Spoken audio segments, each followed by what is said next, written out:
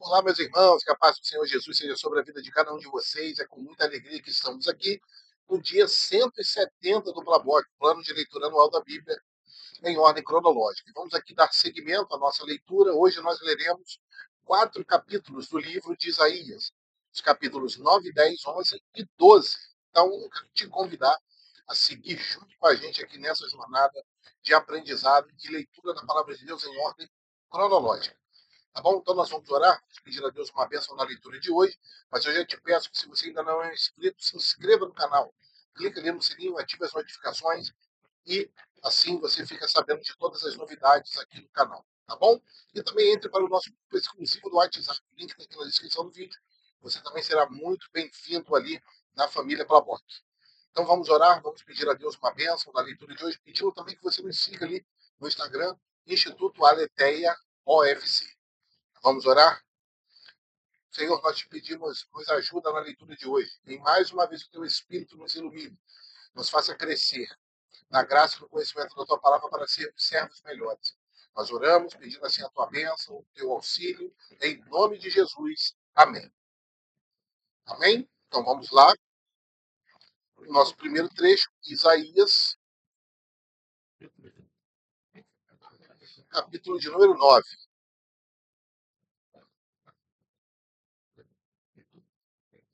Mas a terra que foi angustiada não será entenebrecida.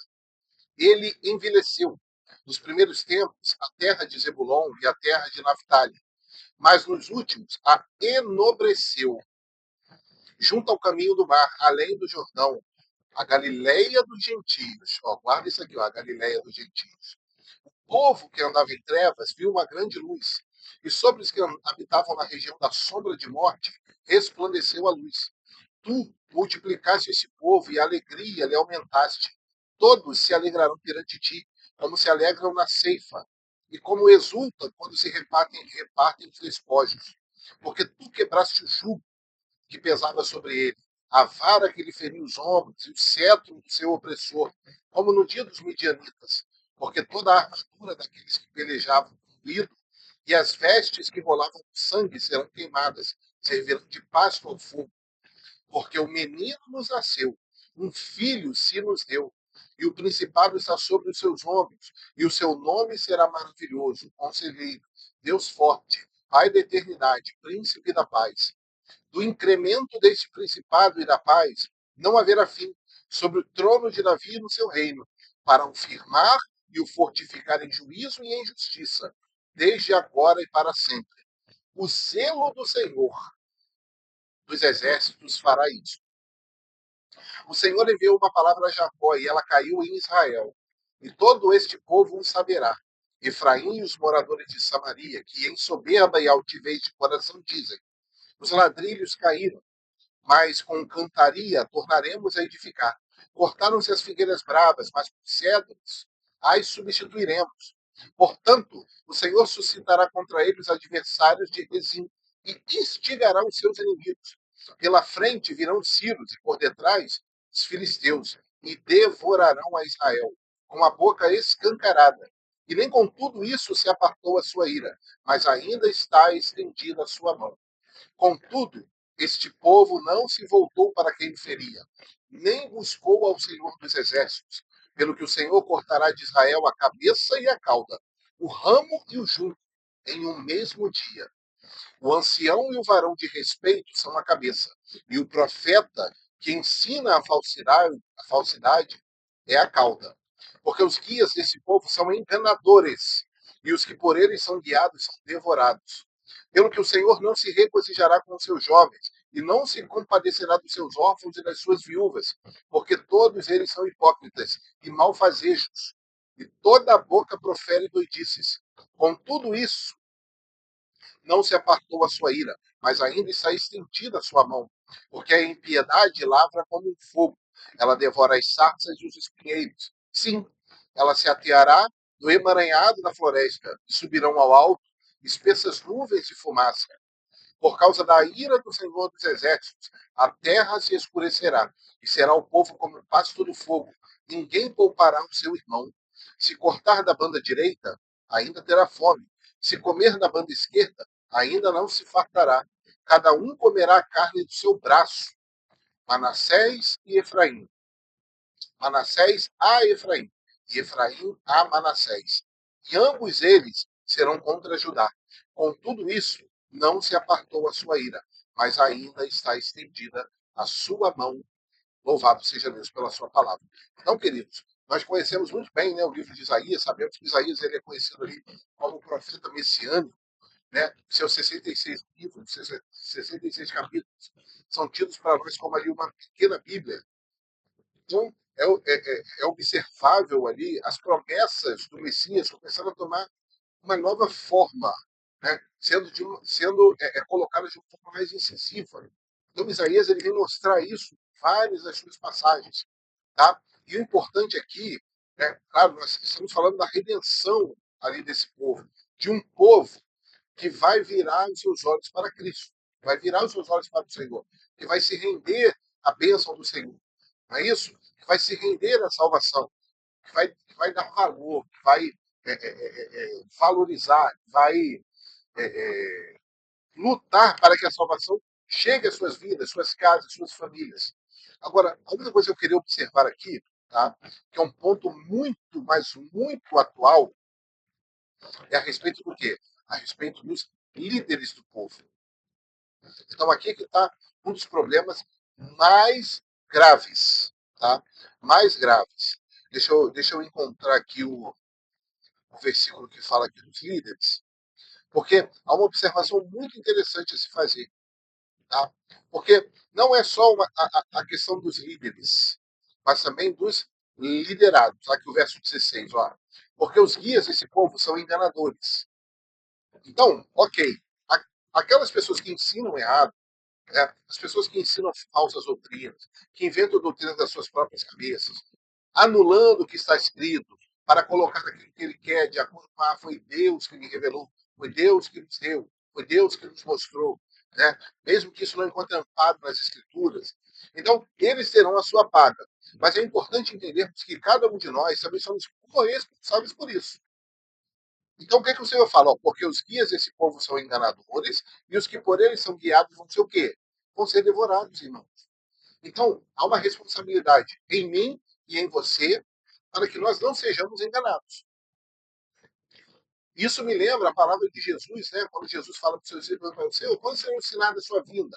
Quando isso se dará? Uma das primeiras coisas que Jesus fala é, acautelai-vos que ninguém vos engane. Então, queridos, nós nunca poderemos chegar diante de Deus e dizer para Ele que fomos enganados. Não podemos. Porque nós temos a responsabilidade de avaliar, de buscar, de se aprofundar, de conhecer a palavra de Deus. Então, isso soa responsável para mim e para você. Tá certo? Então, mas eu fui enganado. Eu vou ali no Éden, né? Ah, foi a mulher de 2010. Ah, foi a serpente. Ah, foi não sei quem. Fica um jogando a responsabilidade por não. Nós somos responsáveis. Até mesmo se for enganados. Nós somos responsáveis. Tá? E a palavra diz aqui que serão devorados. Então, você se perdeu, não tem como, porque você se deixou levar, você se deixou ser enganado. Então, nós não podemos deixar ser enganados. Nós temos o Espírito Santo que está à disposição de nós, temos a palavra de Deus que está à disposição de nós, que é a nossa âncora, é o nosso fundamento, onde nós baseamos as nossas atitudes, onde nós baseamos o nosso modo de ser. Então, a palavra está aí disponível. Tá certo? Então a responsabilidade também é sua e também é minha. Vamos ao próximo, Isaías capítulo 10. Ai dos que decretam leis injustas e dos escrivães que escrevem perversidades, para prejudicarem os pobres em juízo e para arrebatarem o direito dos aflitos do meu povo, e para despojarem as viúvas e para roubarem os órfãos. Mas que fareis vós outros no dia da visitação e da assolação que há de vir de longe? A quem recorrereis para ter socorro? E onde deixareis a vossa glória, sem que cada um se abata entre os presos e caia entre os mortos? Com tudo isso, a sua ira não se apartou, mas ainda está estendida a sua mão. Então, os irmãos vão observando aqui. Então, olha só. Aqueles que decretam leis injustas, todos aqueles que cometem injustiça, eles vão pagar. Essa conta, ela sai diante de Deus. Ok? Então nós precisamos confiar na justiça de Deus, confiar na palavra de Deus. Eu não estou dizendo que nós precisamos acionar ali o sistema jurídico, do nosso país, fazer valer os nossos direitos. É isso mesmo. É isso mesmo. Agora, perceba para onde o Senhor está direcionando esse juízo. Ai daqueles que decretam leis injustas. Né? Os legisladores, os governantes, as lideranças. E isso não está falando só de um poder legislativo. Isso não está falando só de um poder executivo, de um poder judiciário. Tá? Isso também está falando do seu meio religioso. Está falando da sua denominação, que provavelmente tem um estatuto, tem um contrato. Você tem ciência desse estatuto? Você tem ciência do contrato? Você tem ciência das normas jurídicas que regem a congregação onde você está inscrito? Ou você não quer nem saber?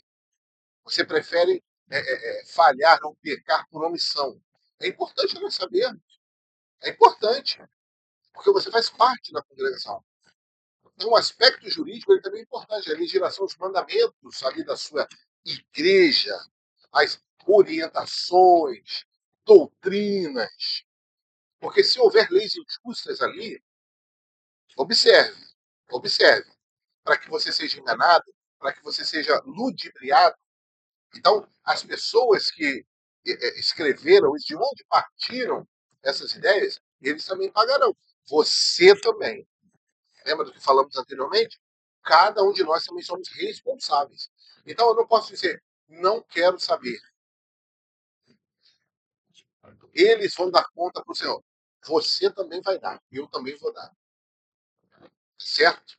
É a mesma coisa com prestação de contas. Isso é uma coisa muito séria. Prestação de contas.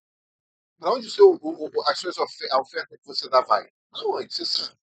Você sabe onde que ela é investida? Você sabe quanto é arrecadado? Você sabe quanto que é gasto? Você sabe que tipo de programas sociais e investimentos são feitos para o pobre, para o órfão, para a viúva, ou seja, para o necessitado?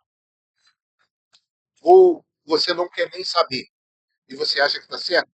Me perdoe, meu irmão, minha irmã, você não está certo. Nós precisamos saber. Nós temos esse dever de saber. Porque se algo está sendo feito que não está de acordo, você está patrocinando ele. Então, nós não vamos estar enganados diante de Deus. Ah, mas eu não sabia. Não procuramos saber. Então, fique atento a isso. Fique atento a isso. Há um juízo para eles, mas há um juízo para nós também. Precisamos correr atrás, precisamos saber, precisamos conhecer, precisamos nos aprofundar. O que é feito com as ofertas? Existe uma prestação de conta? Todos sabem? Está disponível de todos? Está disponível para todos? Ou será que eu tenho que pedir? Ou será que é tão difícil, é tão burocrático? Ah, porque é, são homens de Deus. Meus irmãos, me perdoem, né, mas essa inocência eu acredito que não cabe aqui nesse momento, não. Tá bom? Por mais que seja, aí sim é que a prestação de contas é necessária.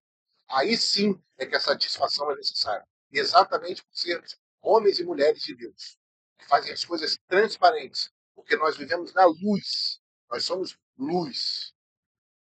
Vamos seguir aqui. Versículo 5. Ai da Síria, a vara da minha ira, porque a minha indignação é como bordão nas suas mãos. Enviá-la-ei contra uma nação hipócrita e contra o povo do meu furor. Lhe darei ordem, para que lhe roube a presa, e lhe tome o despojo, e o ponha para ser pisado aos pés, como a lama das ruas. Ainda que ele não cuide assim, nem o seu coração assim o imagine. Antes, no seu coração, intenta destruir e desarraigar não poucas nações.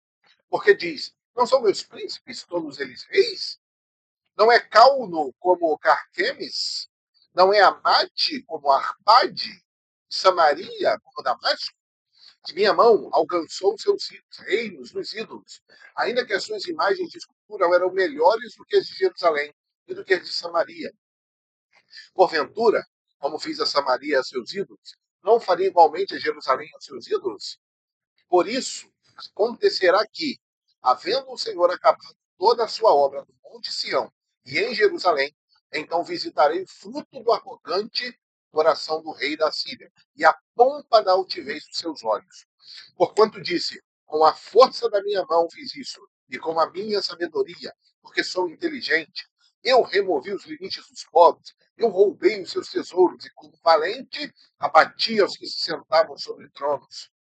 E achou a minha mão as riquezas dos povos como a um ninho, e como se ajuntam os ovos abandonados. Assim eu ajuntei toda a terra, e não houve quem movesse a asa, ou abrisse a boca, ou murmurasse.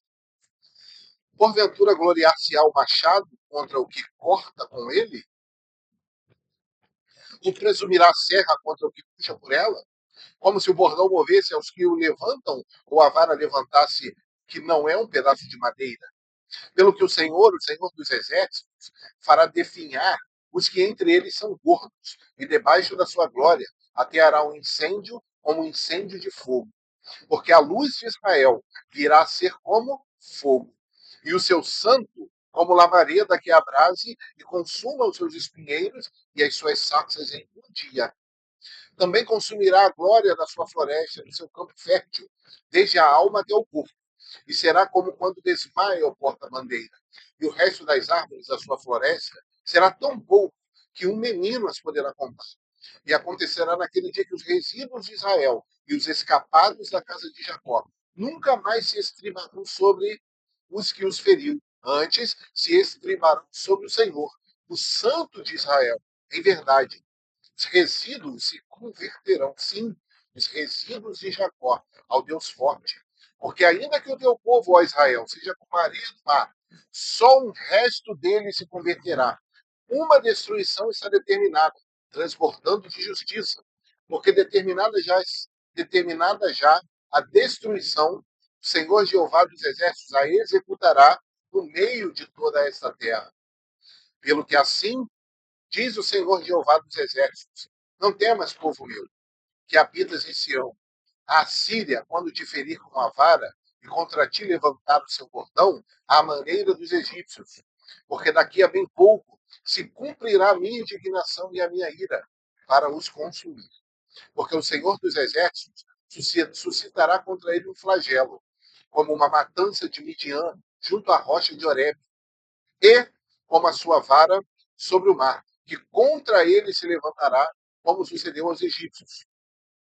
E acontecerá naquele dia que a sua carga será tirada do teu ombro, e o seu jugo do teu pescoço, e o jugo será despedaçado por causa da unção. Já vem chegando a Aiate, já vai passando por Migron, que em Micmas lança sua bagagem.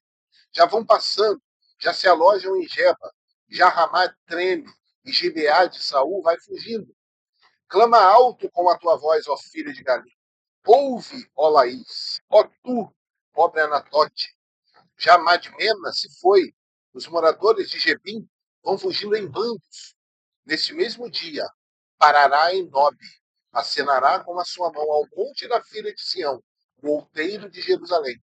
Mas eis que o Senhor Jeová dos Exércitos desbastará os ramos com violência, e os de alta estatura serão cortados, e os altivos serão abatidos, e cortará com ferro a espessura da floresta, e o Líbano cairá pela mão de um poderoso.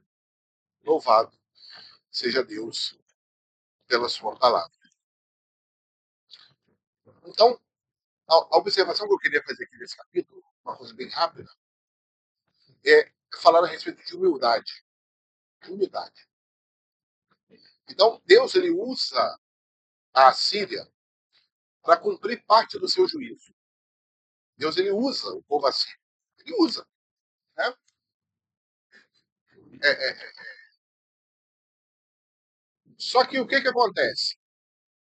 A natureza humana, a soberba, a altivez, né, precede o quê? Então, a ruína, ela vem o quê? Depois da soberba. Então, observe aqui o versículo 16, que é o que eu queria. Não é o 16, não. É o 15. Porventura gloriar-se-á o machado contra o que corta com ele? Ou presumirá a serra contra o que puxa por ela? Então, é um trabalho conjunto. Né? Mas então Deus ele coloca esse juízo diante do povo assírio. Em que momento, em que ponto? porque ele acha que ele fez aquilo tudo sozinho. Ele, não é isso? É aquilo que ele fala. Eu sou inteligente. Foi por causa da minha sabedoria. Foi com a minha mão que eu fiz isso. Soberba, arrogância. E claro, isso nunca teve espaço no reino de Jesus, nunca terá. Né? Jesus ele sempre nos deu o maior dos maiores, os maiores dos exemplos, em humildade. Então nós precisamos lutar para isso. Entender que nós não somos nada.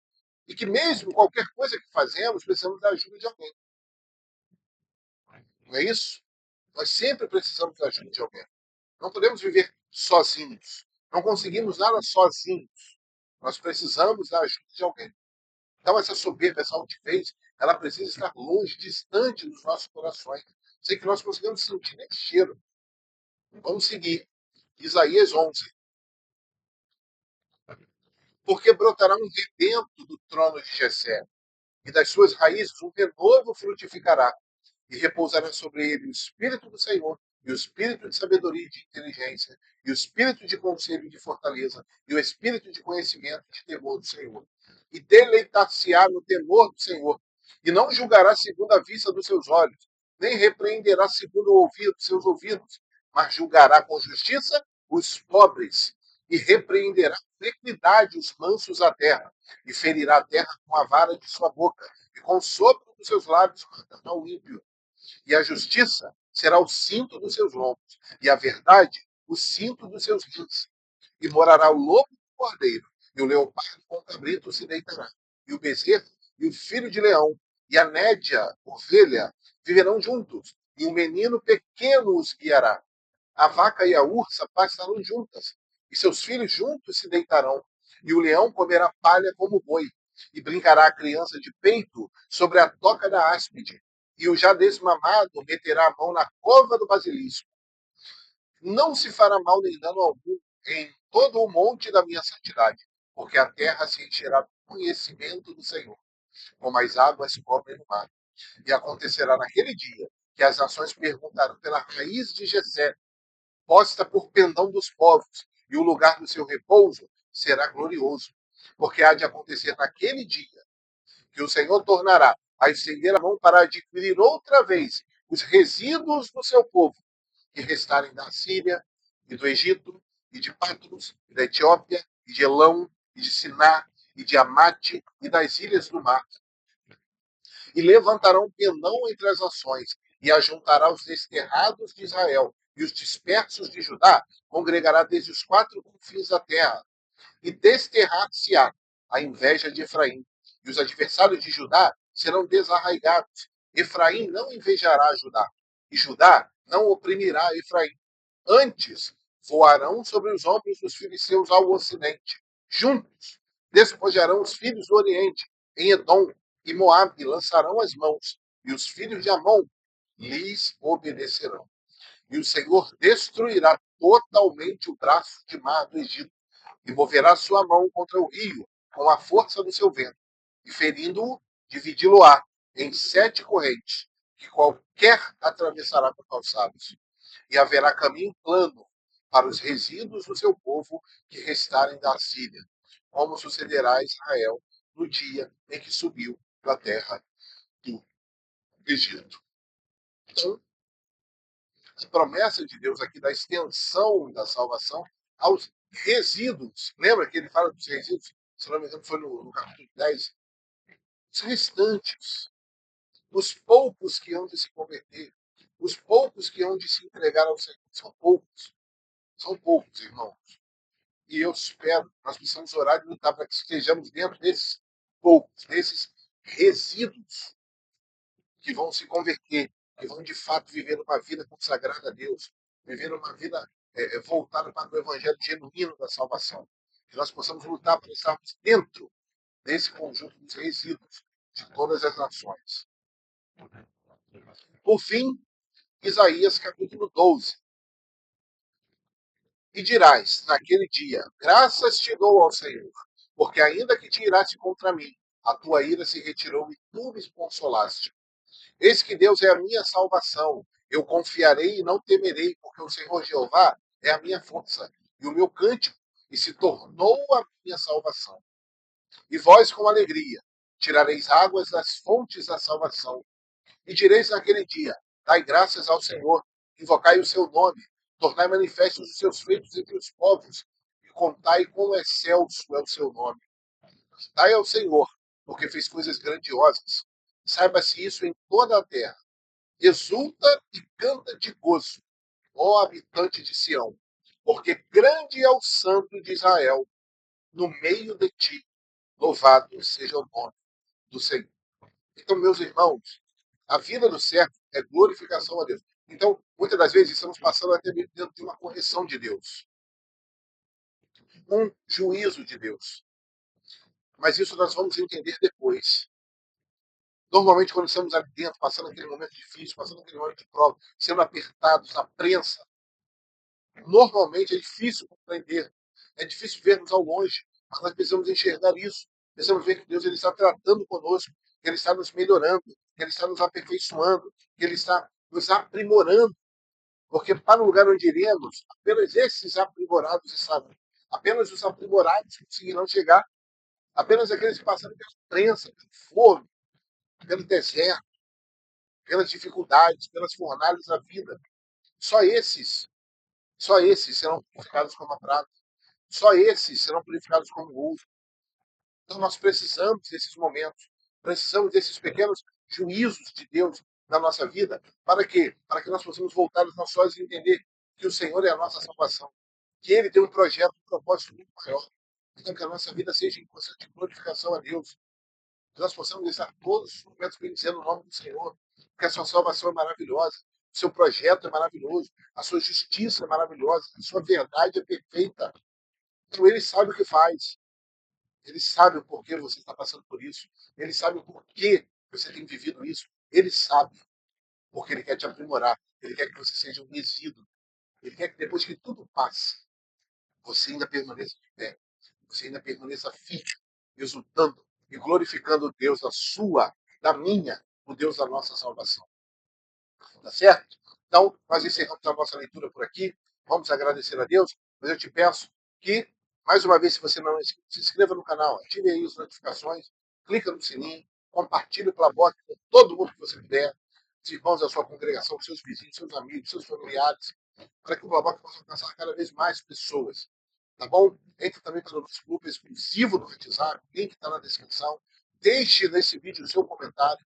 Qual foi o versículo ou trecho ali que lemos que mais te impactou, que mais marcou a sua vida?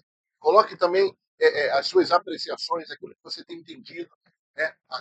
Aquilo que o Senhor ele tem acrescentado como ensinamento da sua vida. Compartilhe com a gente aqui nos comentários. Tá bom? Vamos orar e vamos agradecer a Deus pela leitura de hoje.